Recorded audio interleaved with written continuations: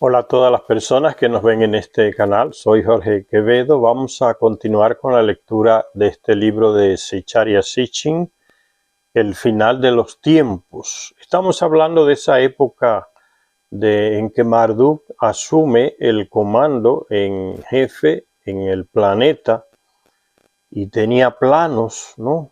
Era profetizado por su hijo Nabu y sus seguidores como el hombre, el hijo que había de llegar, el que iba a restaurar una nueva era, iba a restablecer la paz, la felicidad para todos.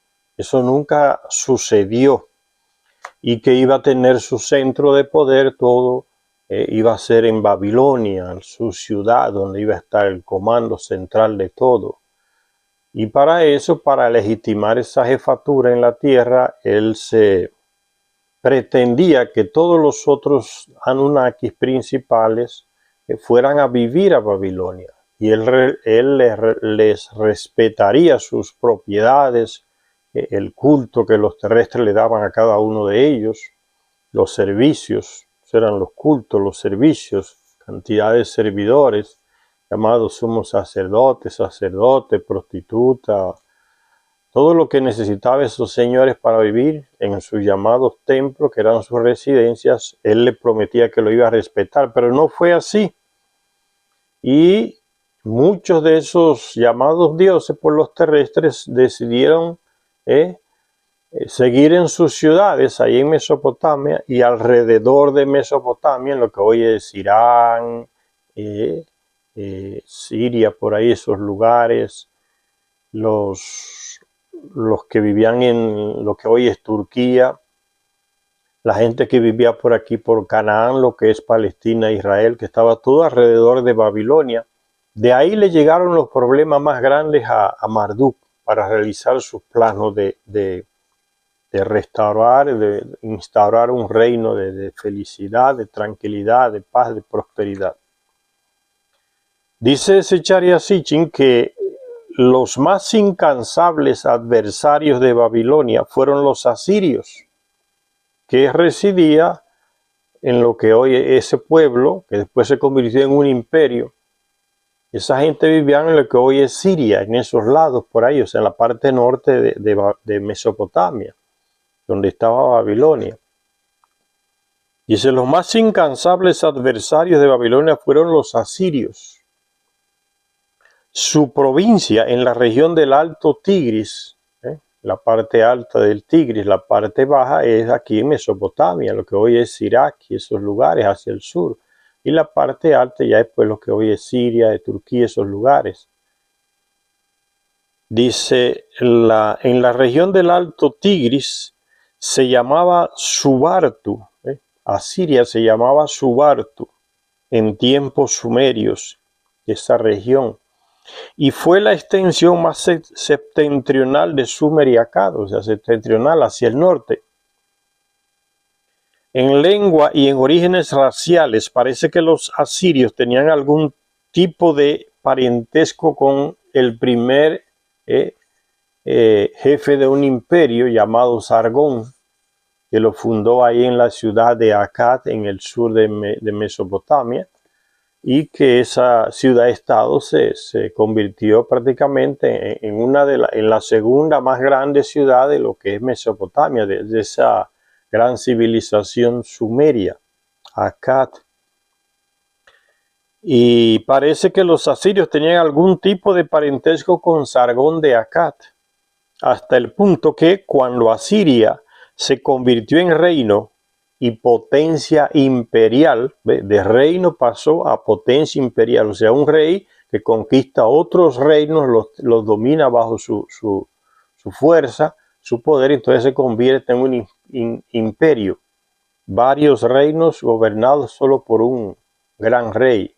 Entonces se le llamó emperador, ¿no? El imperio, ahí nacen los imperios, ahí en Mesopotamia, en esa región. Y el primer imperio fue ese, el imperio acadiano, dirigido por Sargón, que era un amante de Inanna o Istar, y esa fue la época, la gran era de Istar o Inanna, en que se funda ese primer imperio entre los terrestres, y se desarrolla en esa región, ocupando varios países del norte, del sur, del este y del oeste de Mesopotamia. Entonces parece que esos asirios tenían alguna descendencia de Sargón, de Akkad, hasta el punto que cuando Asiria se convirtió en reino y después en potencia imperial, algunos de sus reyes más famosos tomaron el nombre de Sharrukin, que era el nombre de Sargón I, como nombre real. O sea, eso se llama los nombres teofóricos, los nombres que el rey tomaba y se los colocaba él mismo, pero que con ese nombre honraba a algunos de esos llamados dioses, ¿no? Y Sharrukin fue Sargón, el primer rey. El nombre de él en sumerio era Sharrukin. Y se le llamó Sargón I. Entonces muchos reyes de entre los asirios, que era del grupo de Enlil, que se quedaron alrededor de Babilonia, donde estaba el centro de poder de Marduk, esos reyes tomaron esos nombres de esos dioses también, y todos eran del lado de Enlil. Dice, algunos de sus reyes asirios más famosos tomaron el nombre de Sharrukin, Sargón, como nombre real.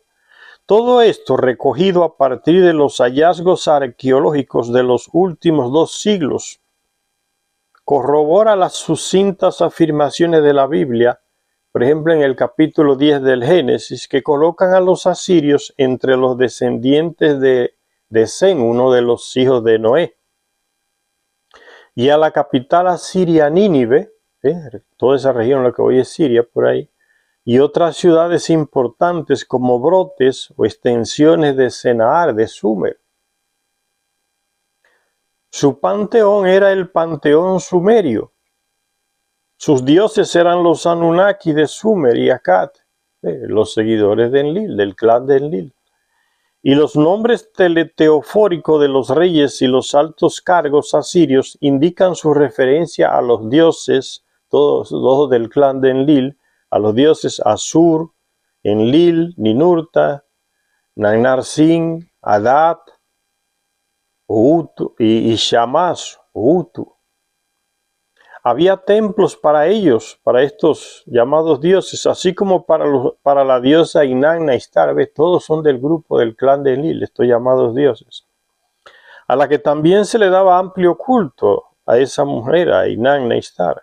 Una de sus más conocidas representaciones, en la que se la ve como piloto con casco, a Inanna, que tenía una nave y iba de aquí para allá por todo el planeta. Se le asignó una región para que la civilizara, la región del Indo, el Valle del Indo, allá entre Pakistán y la India. Y esa civilización ella la desarrolló y duró solo 1000 años, porque después la descuidó. Era una mujer ambiciosa, o no sabemos si está viva, puede ser. Y se dedicó a hacer maniobras políticas para reinar en todas las otras regiones, no solamente en la de ella, sino ahí en el centro, en Mesopotamia. Y llegó una época en que agarró el poder completo. La época de, como ya les dije, en que ella nombró a su amante, Sharrukin, como el jefe de un imperio, el imperio acadiano. Dice, los documentos históricos de la época indican que fueron los asirios desde el norte los primeros en desafiar militarmente a Babilonia de Marduk. Babilonia era el centro de Marduk. El primer rey asirio del que se tiene constancia, llamado Ilushuma, encabezó una exitosa expedición militar en torno del año 1900 a.C., en la que bajó por el río Éufrates, porque está en el norte, ¿no? Por el lado norte de lo que hoy es Siria, entonces baja hacia Mesopotamia, hacia el sur, hacia Babilonia, ¿no? Dice, bajó por el río Tigris hasta la frontera de Elán. Elán quedaría hoy en lo que hoy es Irán, al lado ahí, del otro lado del Golfo. Hasta la frontera de Elán. En sus inscripciones se afirma que su objetivo era darle la libertad a Ur, esa gran ciudad de Mesopotamia, a Ur, una gran ciudad de la civilización sumeria, Ur. Darle la libertad a Ur y a Nippur. ¿Por qué? Porque todas esas ciudades estaban ya bajo el comando de Marduk, que se eligió como el comandante en jefe. Entonces esos seguidores de Enlil nunca se rindieron, nunca aceptaron ese comando de Marduk, y esos reyes de esas ciudades que seguían a los llamados dioses, seguidores del clan de Enlil, se unían para atacar a Babilonia. O sea, no dejar a Marduk gobernar tranquilo, realizar los planos que él tenía de una época de paz, de prosperidad. Y durante un tiempo consiguió liberar a estas ciudades de la guerra de Marduk, de las garras de Marduk. O sea, un tiempo ese rey asirio consiguió realmente dominar esa parte del sur de Mesopotamia, en la ciudad de Ur.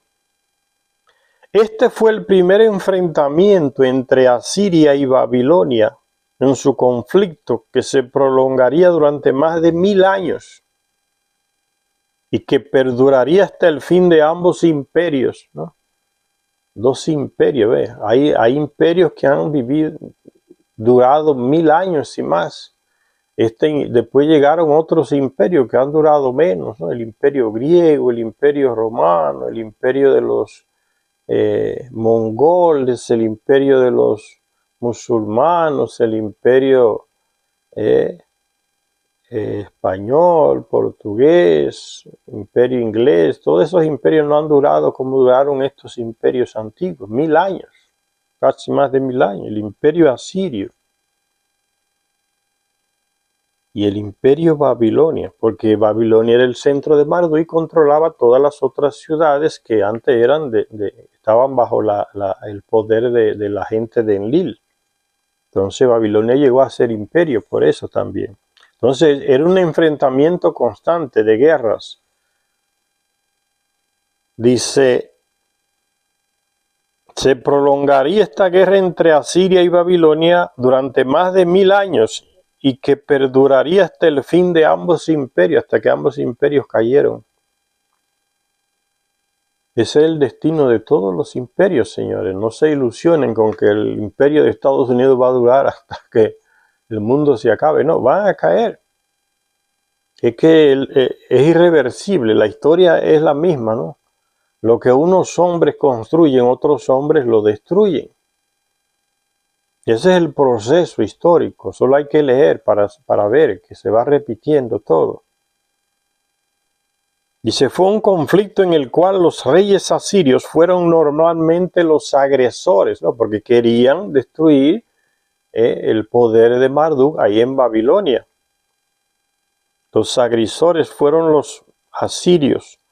Los asirios, o sea, aunque Babilonia quería una época de paz, de prosperidad, los otros reyes que eran del clan de Enlil nunca aceptaban esa jefatura de Marduk, y siempre estaban esos reyes dependientes de esos descendientes de Enlil, planificando, como dice aquí, por ejemplo, el imperio asirio siempre era que atacaba a Babilonia, no era Babilonia que atacaba a los asirios para destruirlo, eran los asirios que siempre atacaban a Babilonia, porque nunca se reconcilió esa guerra entre el clan de Enki, con Marduk a la cabeza, y el clan de Enlil. Siempre fue eternamente, a nivel figurativo, una guerra constante. Fue un conflicto en el cual los reyes asirios fueron normalmente los agresores. Los asirios y los babilonios eran vecinos, hablaban la misma lengua, el acadio, y habían heredado ambos los fundamentos sumerios. Solo se diferenciaban en una cosa, el Dios, ¿no? Uno de los Anunnaki, el Dios nacional que cada uno veneraba. En Babilonia se veneraba a Marduk, a su hijo Nabu. Y en los otros lugares se veneraban los llamados dioses, a los Anunnaki, descendientes de Enlil. Asiria se llamaba a sí misma la tierra del dios Asur, o simplemente Asur. por el nombre de su Dios nacional. Pues sus reyes y su pueblo consideraban que lo único que importaba era el aspecto religioso. Ustedes ven la cuestión de la religión como base fundamental, ¿no? Por eso yo siempre digo que la moderna sociología está cojeando, porque no se centra en los estudios de la religiosidad, lo ve como un fenómeno casi de vida privada, ¿no? La sociología no enfrenta la religión como un fenómeno profundo que influye en los cambios sociales. Se descuidan los sociólogos a la hora de estudiar y profundizar sobre ese aspecto religioso. Lo dejan como algo marginal, y es especialmente eso que ha marcado la historia humana. Después del diluvio, la historia humana ha sido marcada por ese invento de Marduk y de Inanna, que se declararon dioses. Y de ahí viene el origen de esas religiones, y fíjense lo que está causando hasta el día de hoy. Solo ha causado en el mundo divisiones y guerras. Las religiones, los terrestres envolvidos en esa situación por causa de las religiones, ¿no? Divisiones, guerra, matanzas, genocidio hasta el día de hoy. Dice Asur. Este nombre significaba el que ve o el que es visto. Sin embargo, a pesar de los innumerables signos, oraciones y demás referencias al dios Asur, sigue sin estar claro quién era exactamente en el panteón sumerio acadio, porque se conoce a Nergal, se conoce a los seguidores, a los descendientes de Enlil como el mismo Enlil, Inanna, Utu, Shamash, Ninurta, Adá, o otros así descendientes de Enlil. Pero a este Asur no se sabe quién era realmente ese Asur. Si era un hijo o un sobrino de Enlil, pero era del clan de Enlil, Asur.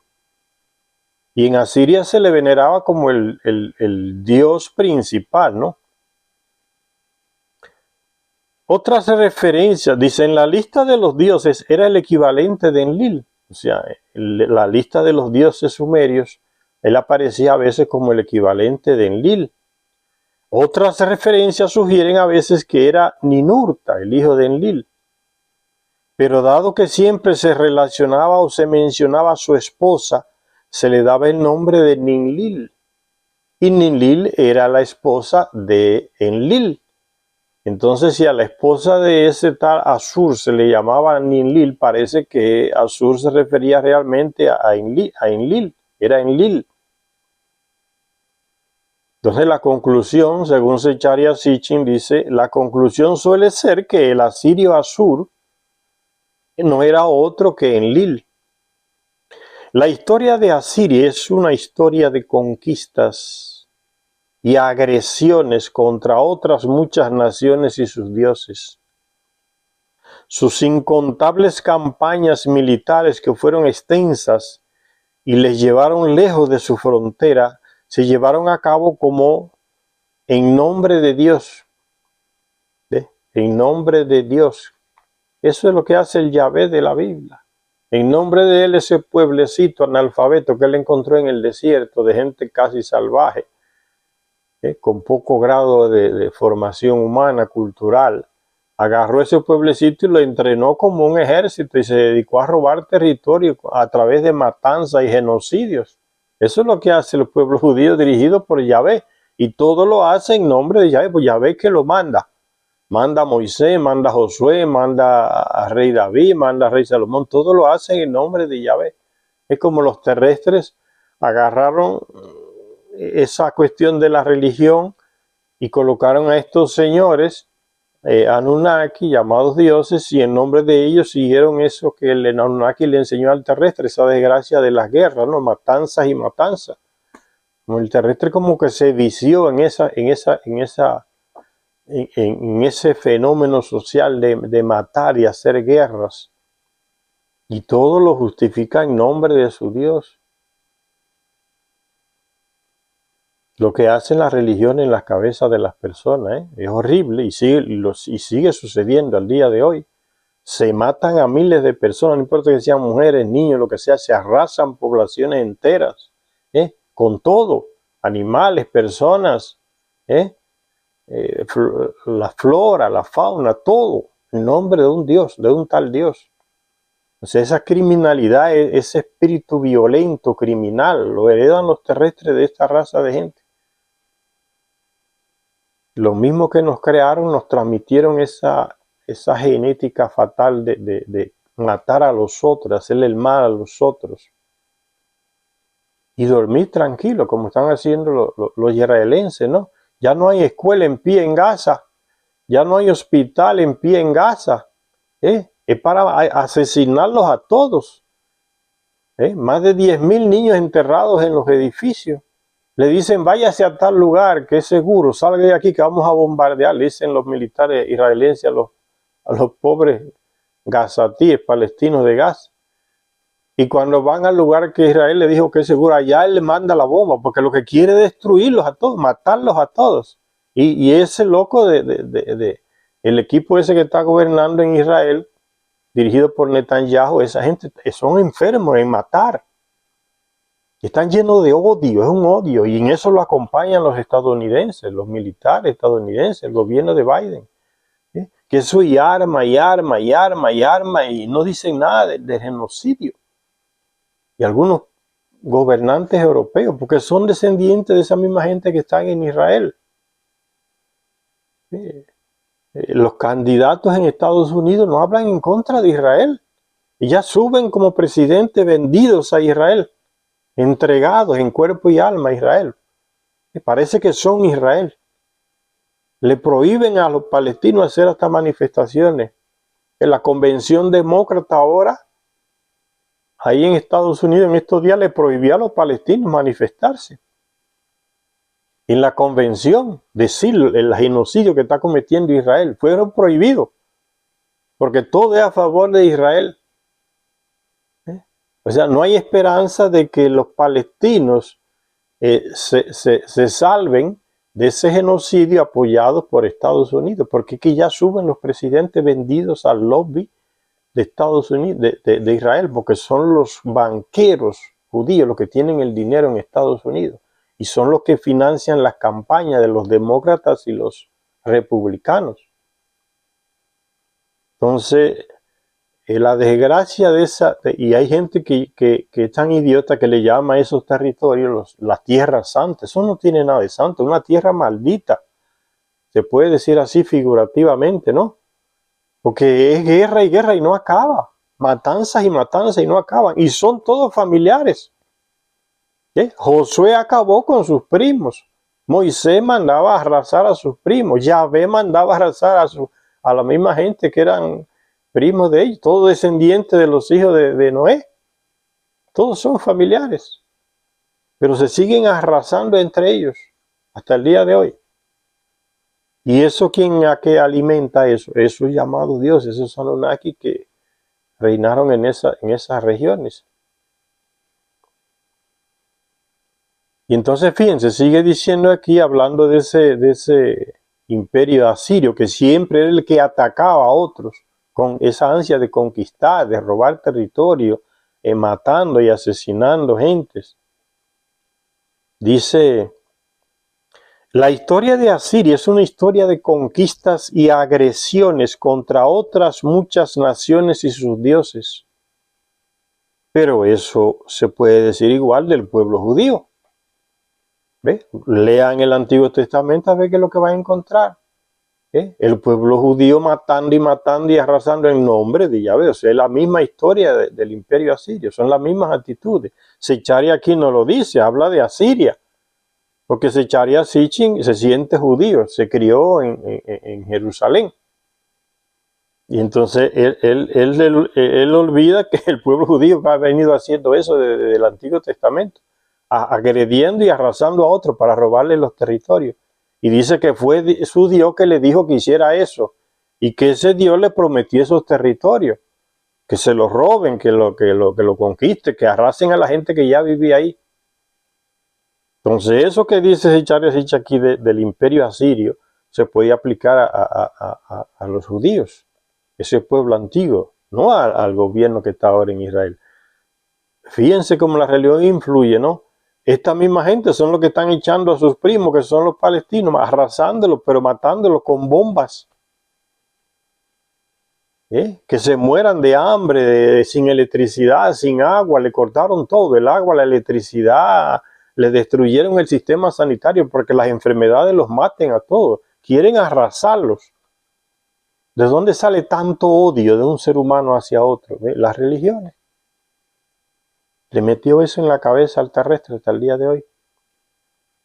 ¿Cuántas sectas no dividen a la familia?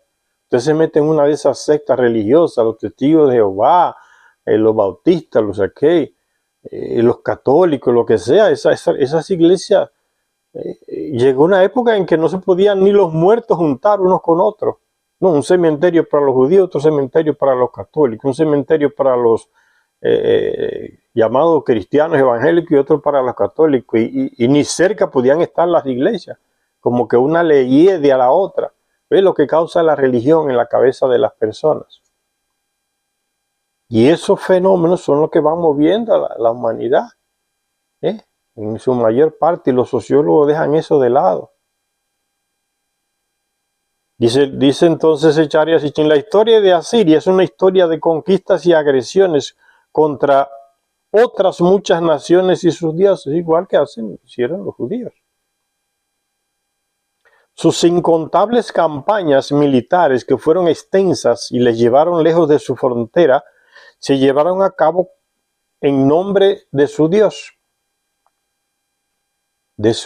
Asur, en este caso de Asiria. Por mandato de mi dios Asur, el gran señor.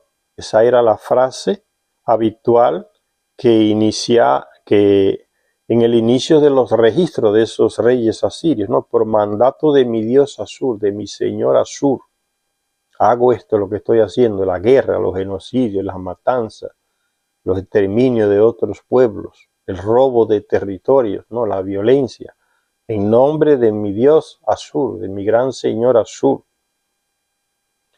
Esa era la frase habitual de inicio en los registros de las campañas militares de los reyes asirios.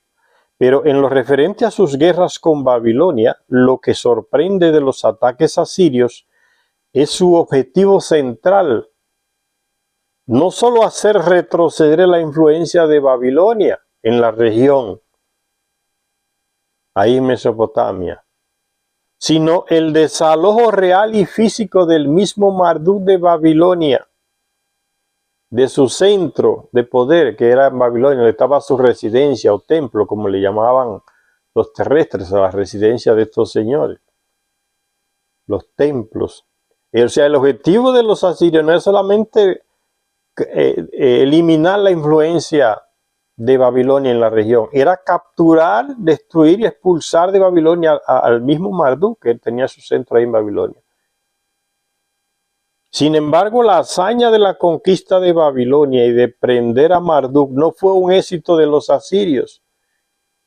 ¿Quién consiguió tirar a ese llamado dios Marduk de Babilonia de su centro del poder y capturarlo como un prisionero, como cualquier otro terrestre? Lo capturaron y se lo llevaron preso a Marduk.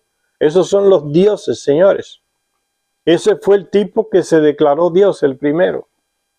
Y fundó esa cosa de las religiones aquí entre nosotros, los terrestres. Marduk, fíjense, preso por un ejército. Los hititas lo agarraron preso en Babilonia. Quien llevó a cabo esa misión no fueron los asirios de prender a Marduk en Babilonia, sino que fueron los vecinos del norte, los hititas, que también eran de la gente del Nilo. Los hititas, grandes guerreros, que tuvieron su gran reino ahí en lo que hoy es Turquía. Y se dice que no se sabe de dónde llegó ese pueblo. Hay una mujer que es historiadora, que ha investigado mucho a nivel antropológico, que tiene otros métodos de investigación diferentes al que tienen los europeos y estadounidenses. Y ella prueba y sostiene que los hitistas salieron de aquí, de los Andes, Tiwanaku fue un centro cultural de irradiación de cultura donde surgieron muchas razas negras, blancas, indígenas, que se expandieron por todo el Pacífico y llegaron a Asia. Por eso se ha encontrado, y era quien estaba en Tiwanaku, en Lili y Ninurta, los grandes civilizadores de la civilización sumeria antigua. Fueron ellos dos que levantaron esa gran civilización sumeria. Y estaban aquí en Tiwanaku, hicieron lo mismo. De aquí salieron, esa mujer ha investigado, se llama Ruth Amarilis Rodríguez. Ella dice, no, que los hititas salieron de aquí. Grandes guerreros. Se han encontrado inscripciones del lenguaje de los hititas aquí, en América, en varios lugares, la escritura de ellos. Vamos a leer el libro que se llama Los Reinos Perdidos, porque estos textos de estas tablillas se centran más, como ustedes han venido viendo, en la cultura sumeria, en esos países de esa parte, de esa región de Medio Oriente, ¿no? No toca casi lo africano, que era el legado de Enki. Solo habla de Egipto.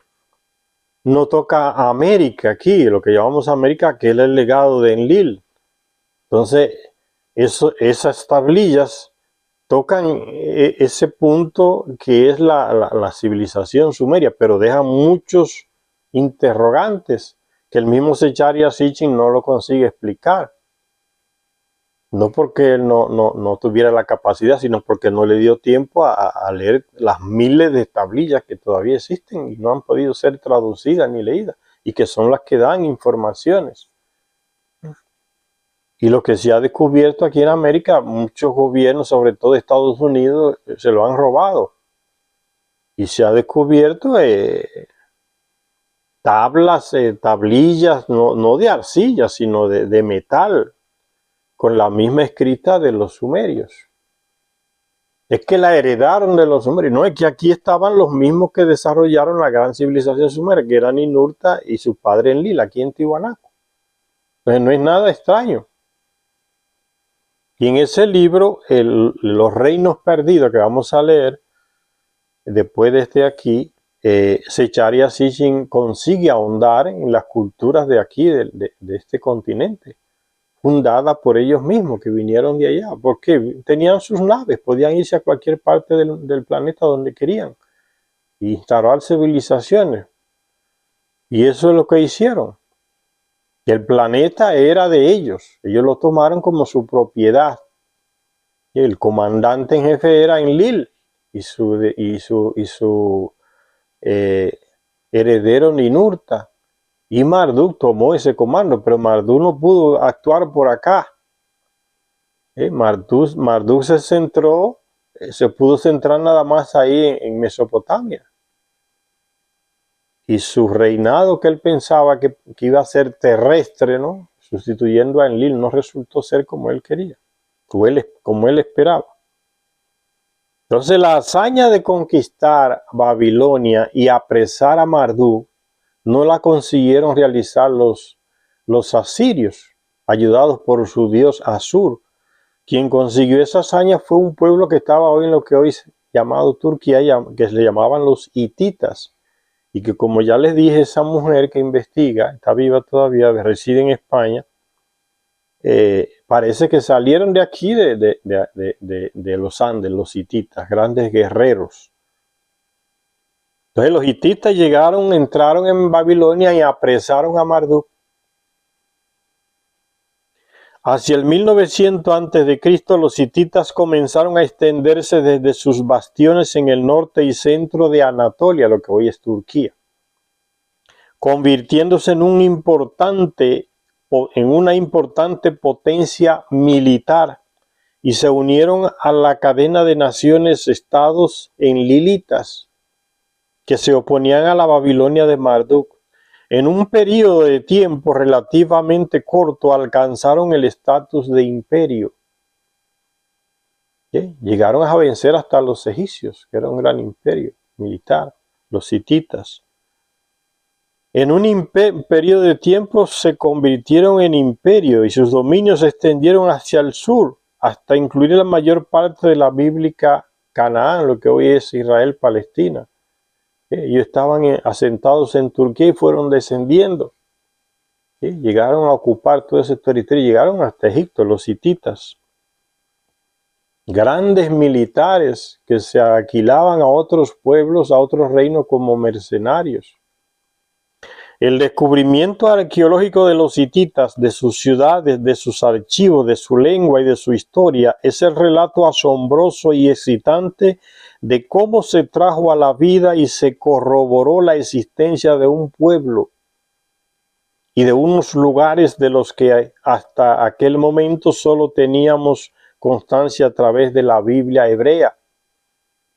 A los hititas se les menciona repetidamente en la Biblia, en el Antiguo Testamento, pero sin el desdén ni el menosprecio reservado a los adoradores de dioses paganos. No se trata a los hititas en el Antiguo Testamento como se trata a los cananeos, o a los babilonios, o a los asirios. Interesante que en el Antiguo Testamento se trata a los hititas con respeto. Es extraño. Y a los otros pueblos filisteos, los saduceos, no sé qué, se les trataba con desprecio, como gente paganos que no seguían al Dios Yahvé. Sin embargo, estos hititas que no seguían a Yahvé se les trata de una manera como más delicada, diríamos. Es importante ese detalle en el Antiguo Testamento. No se les trata como paganos, seguidores de otros dioses, con desprecio. Se habla de su presencia en las tierras en las que se desarrolló la historia y las andanzas de los patriarcas hebreos. Fueron vecinos de Abraham en Harán. Cuando Abraham subió desde Ur, en el sur, ahí lo que hoy es Irak, subía hasta Harán, que es el sur de lo que hoy es Turquía. Fueron vecinos de Abraham en Harán y fue a unos propietarios de tierras hititas de la ciudad de Hebrón, al sur de Jerusalén, a quienes Abraham les compró la cueva sepulcral de Macpelá. Betsabé, codiciada por el rey David, que la vio tomando baño. David estaba en su palacio y vio desde lejos una mujer con un cuerpazo tomando baño en la terraza encima de su casa. Y se le despertó el deseo por esa mujer y como rey la mandó a buscar. La tomó sexualmente. Y después investigó de quién era ella esposa.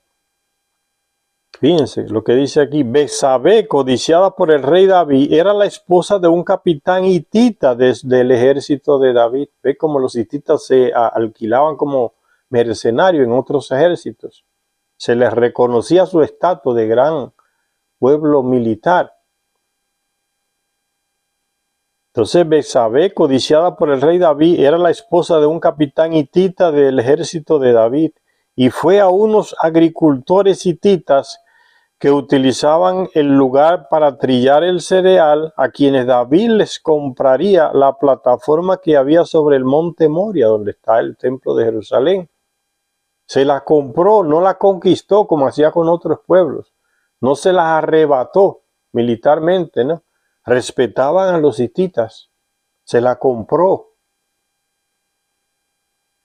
El rey Salomón compró caballos para sus carros de guerra a los príncipes hititas y se casó incluso con una princesa hitita.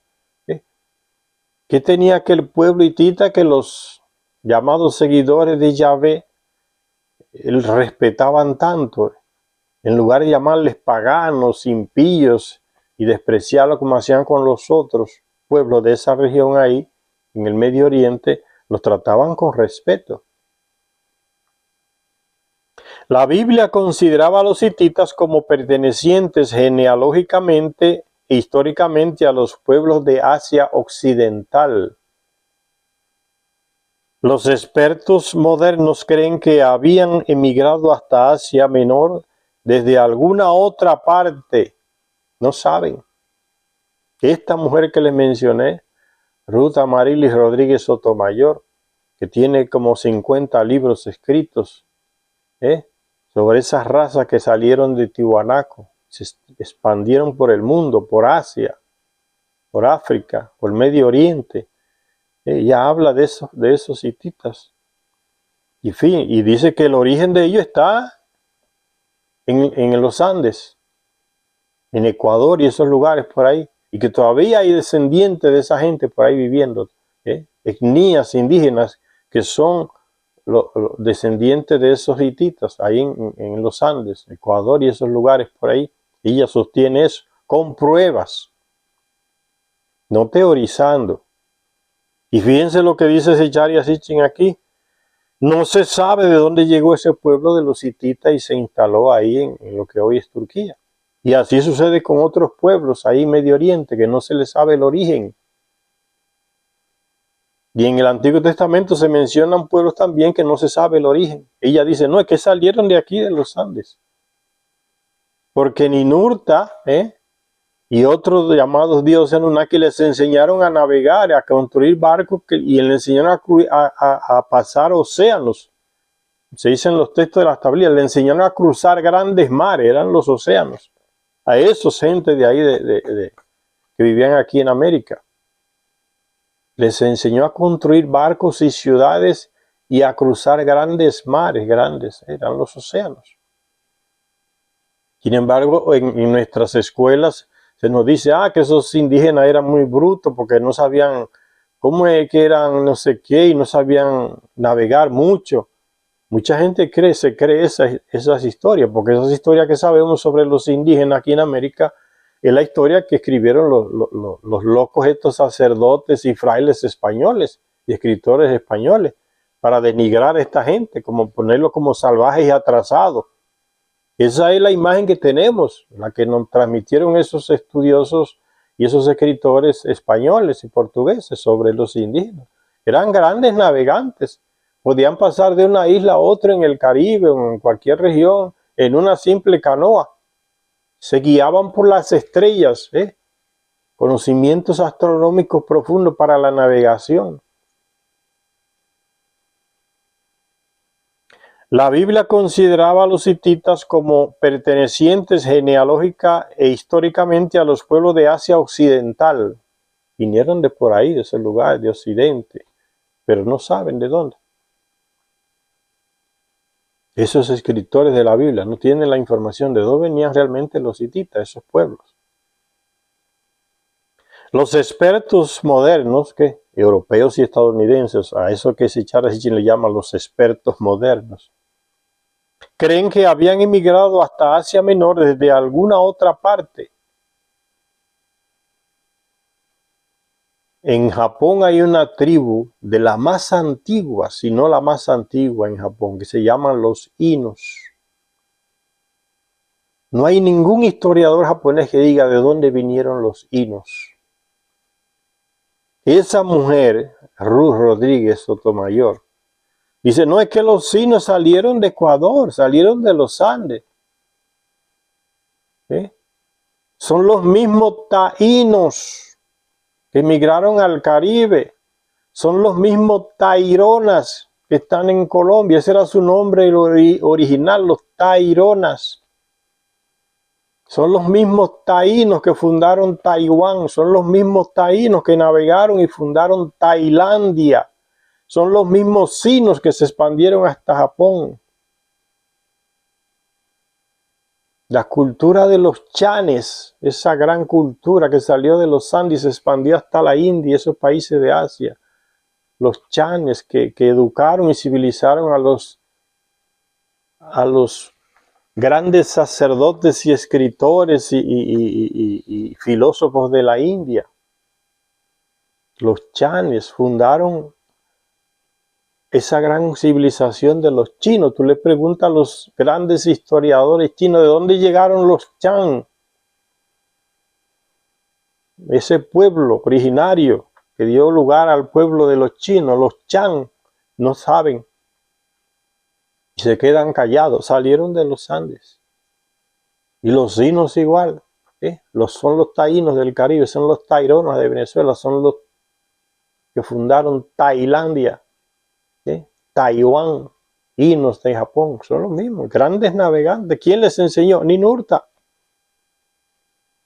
Está en las tablillas, ¿no? Les enseñó a los descendientes de Caín, los trajo a Caín aquí en una nave, con su mujer, media hermana y sus descendientes, aquí los instaló aquí en este territorio que era de él y de su padre Enlil, los Andes, y de aquí se expandieron. Les enseñó a construir grandes ciudades. De ahí vienen esas grandes ciudades que están todavía en pie, hechas de piedra con una precisión milimétrica. En los Andes, en México, en Guatemala, grandes pirámides y ciudades inmensas de piedra están todavía ahí. La sabiduría y el conocimiento de Ninurta y Enlil y sus descendientes aquí en América. Entonces de estos hititas se dice también, no se sabe dónde llegaron, pero salieron de aquí, de los Andes. Y sigue diciéndose Charya Sitchin que algunos expertos creen que habían emigrado hasta Asia Menor desde alguna otra parte. De alguna otra parte, ya no sabemos. Desde alguna otra parte. Probablemente, dice, probablemente desde más allá del Cáucaso. Y dado que su lengua, una vez descifrada, se vio que pertenecía al grupo indoeuropeo, como el griego por una parte y el sánscrito por la otra, se les tiene por indoeuropeos, no semitas, no descendiente de Sem, el hijo de Noé que se instaló ahí en Medio Oriente, Mesopotamia, toda esa región ahí. Sin embargo, una vez se asentaron en Asia Menor, asimilaron la escritura cuneiforme sumeria, incluyeron palabras prestadas sumerias en su vocabulario, estudiaron y copiaron que los expertos europeos y estadounidenses han llamado de mito, que no son mitos, es historia, dice Charya Sitchin, no son mitos, esos europeos que no entienden las cosas le meten el nombre que ellos les da la gana.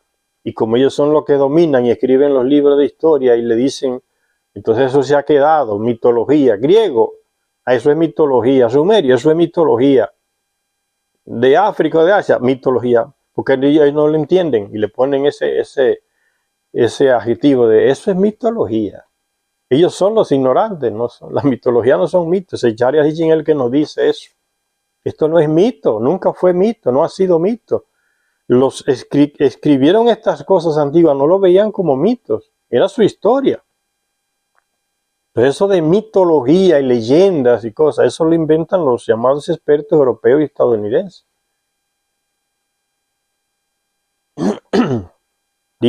Sigue diciéndose Charya Sitchin, que los hititas tomaron palabras prestadas sumerias en su vocabulario, estudiaron y copiaron los mitos, entre comillas, lo pone Charya Sitchin, y los relatos épicos sumerios, y adoptaron el panteón sumerio, lo que fue Ninurta y su gente en Enlil que los formaron aquí en Tiwanaku. Cuando Marduk asume, después de la catástrofe nuclear, del ataque nuclear que arrasó con la civilización sumeria, Enlil y su hijo Ninurta se retiran de Mesopotamia y se instalan aquí en sus nuevos dominios. Por eso no lo digo yo, lo dice el libro perdido de Enki, que narra eso. Enlil le dice a su hijo Ninurta, mira, vete del otro lado del océano, del mar, y crea tus dominios allá con los descendientes de Caín, que fue Ninurta cuando Caín mató a su hermano Abael, se le dice en los textos sumerios, no Abel, Abael, que se reunieron los dioses y querían que la gente de Marduk querían que mataran a Caín, pero que Caín fue criado, el maestro de Caín fue Ninurta, y el de Abael fue Marduk desde pequeño, le enseñó todo. Entonces Ninurta toma a Caín y lo trae acá, a América, y le hace una modificación genética.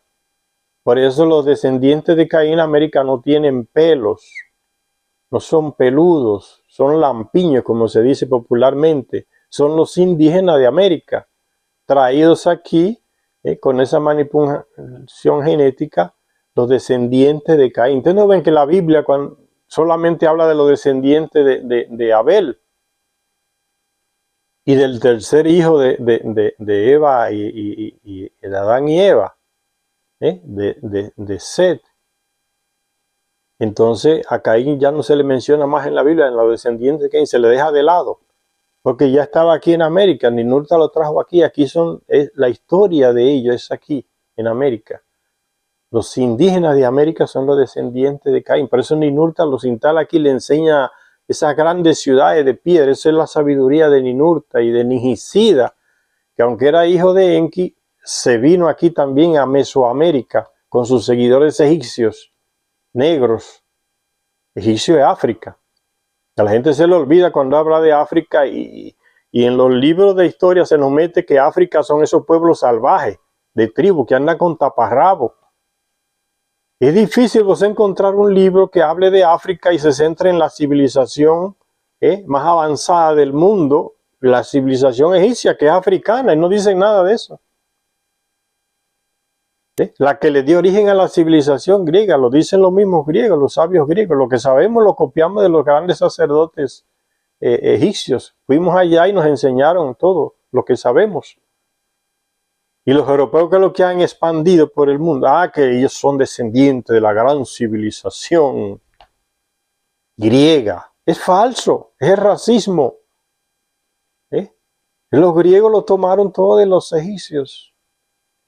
Y los egipcios tenían su gran cultura, ahí estaba el centro cultural. Enki era el jefe ahí en África, el hombre más sabio entre los Anunnaki. Y todo comenzó en Sumeria, y cuando le entregaron la región de África, Enki desarrolló esa cultura.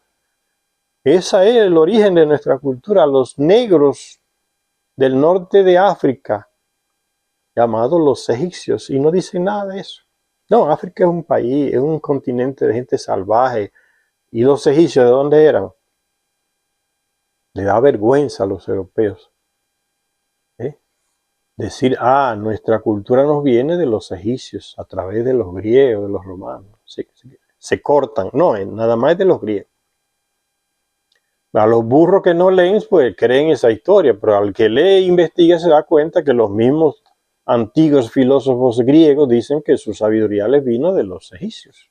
Ellos fueron allá a Egipto y copiaron y clonaron, y a veces mal clonado, falsificaron cosas, pero todo fue de los egipcios, de los africanos egipcios.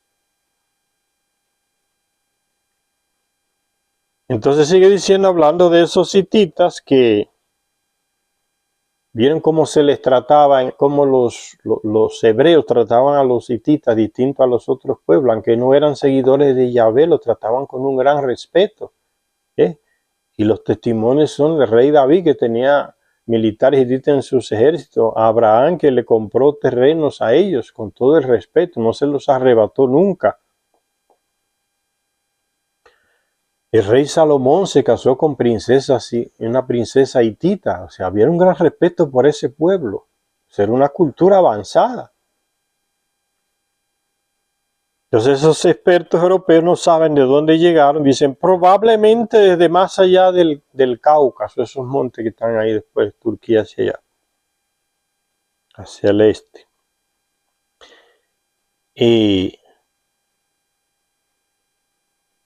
los relatos épicos sumerios, los hititas los adoptaron también, o porque ya los tenían, porque fueron formados por los mismos que desarrollaron la civilización sumeria, Enlil, Ninurta y su gente. Entonces los hititas tenían eso mismo que se le dio aquí en América. Dice que asimilaron los relatos de sus dioses sumerios. De hecho, algunos de los relatos más antiguos de los dioses en su planeta natal, algunos de los relatos más antiguos de esos llamados dioses, los Anunnaki, en su planeta natal, Nibiru, ¿dónde aparecen esos relatos? Entre los hititas, no entre los sumerios, no, entre los hititas. Eso lo descubrieron los arqueólogos en las tablillas que encontraron en esos territorios donde reinaban los hititas. lo que hoy es Turquía. Los relatos más antiguos del origen de esos señores llamados dioses, los Anunnaki que vinieron del planeta Nibiru, los encontraron entre los hititas. Los dioses hititas fueron sin duda algunos dioses sumerios, y los monumentos y los sellos reales les mostraban invariablemente en compañía del omnipresente símbolo del disco alado. Entre los hititas, la presencia y la imagen del disco alado, que es Nibiru, el planeta Nibiru, porque Nibiru parece como si tuviera alas. Ya fue retratado, pues en Google está. Lo tienen todo detrás de los cuadritos. Un tipo consiguió tirar todos esos cuadritos, esos píxeles, como se dice, y aparece en el fondo del planeta Nibiru, como lo describen los textos sumerios, como si tuviera dos alas. Porque es un planeta cometa, como lo definió ese gran científico chileno, ya fallecido hace muchos años, Carlos Muñoz Ferrada, matemáticamente, aplicando la matemática astronómica, no por un espejito. Ferrada lo hizo a través de la matemática, que es el otro sistema más avanzado para descubrir un planeta, saber qué hay, qué tiene, cuál es su velocidad, cómo es su masa, a través de la matemática astronómica. No fue por espejito de los telescopios, como hacen los europeos estadounidenses, no. Este hombre científico chileno descubrió a través de la matemática astronómica que ese planeta es un planeta cometa porque tiene masa como un planeta y tiene cola como un planeta, como un cometa. Esas colas es lo que le hacen parecer como si tuviera alas, un disco alado como se representó de la época de los sumerios.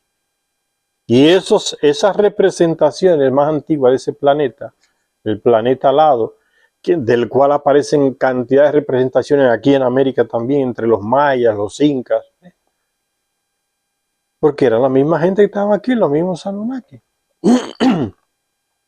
Ese hombre lo presenta, el planeta cometa.